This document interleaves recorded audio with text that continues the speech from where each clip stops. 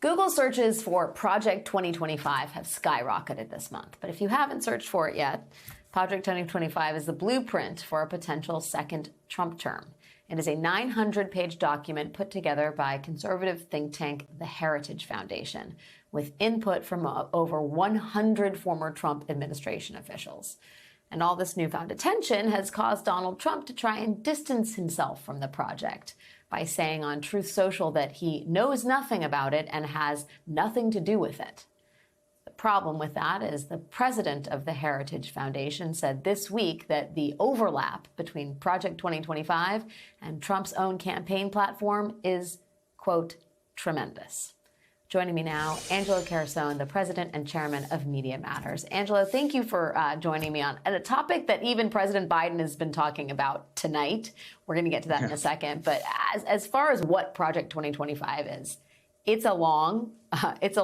It's a long read. And in it, there are some deeply distressing proposals, including, but not limited to, abolishing the Department of Education, replacing nonpartisan civil servants with political appointees, moving the Department of Justice under presidential control, targeting abortion medication, expanding deportation powers, and expanding presidential powers.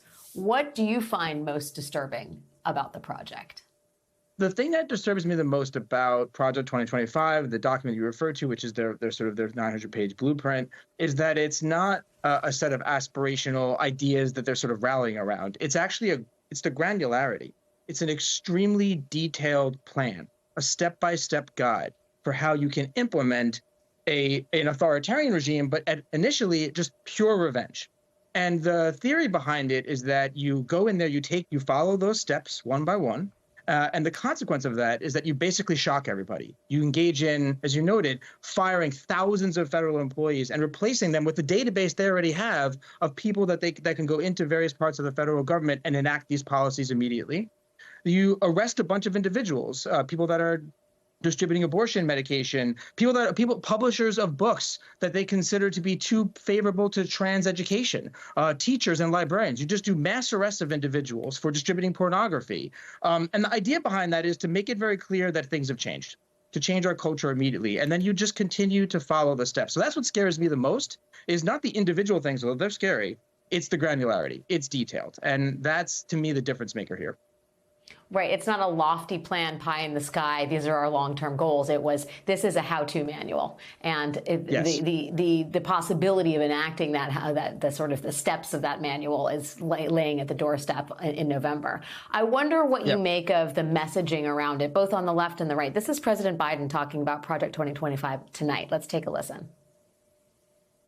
Folks, Project 2025 is the biggest attack on our system of government, our personal freedom that has ever been proposed in the history of this country.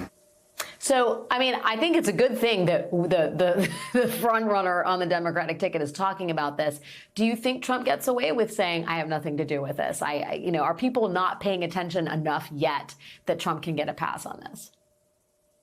I don't think he's going to get a pass on this. Now, I mean, I think it's really important and significant in the fact that he is doing what he's doing, that he's trying to sort of separate himself from policies that he's embraced pretty clearly, and that his former administration officials have been authoring, is that they know how deeply unpopular and terrifying what's in this document is.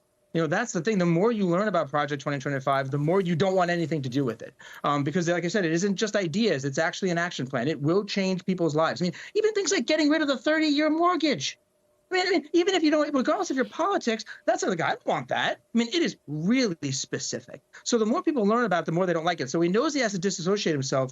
The problem is he can't go too far. I mean, we know what happens when Trump wants to incinerate something, right? He files lawsuits. I mean, they're out there raising money and operating in his name, and he hasn't sent any legal threats or incinerated them in a big way. He just said, I don't know anything about it. And yet just yesterday, Kevin Roberts, the same guy that started this catalyst by saying that, it'll be a bloodless revolution as long as liberals go along with the Project 2025 policies, which sort of started this big wave of people paying attention to it for the first time. Just yesterday, he was bragging about the fact that the Trump campaign staff and Project 2025 staff have been working arm in arm for years, and that he anticipates a meeting very soon to figure out how they navigate what he described as the political tactical maneuvers that Trump is being forced to do in order to win elections. And that's the key here. Trump is doing it because Republicans understand that in order to put anything in place, you first need power, and you get power by winning elections. So will he get away with it amongst his people? Probably, because they're engaged in the wink and a nod. But I don't think he'll get away with it with the rest.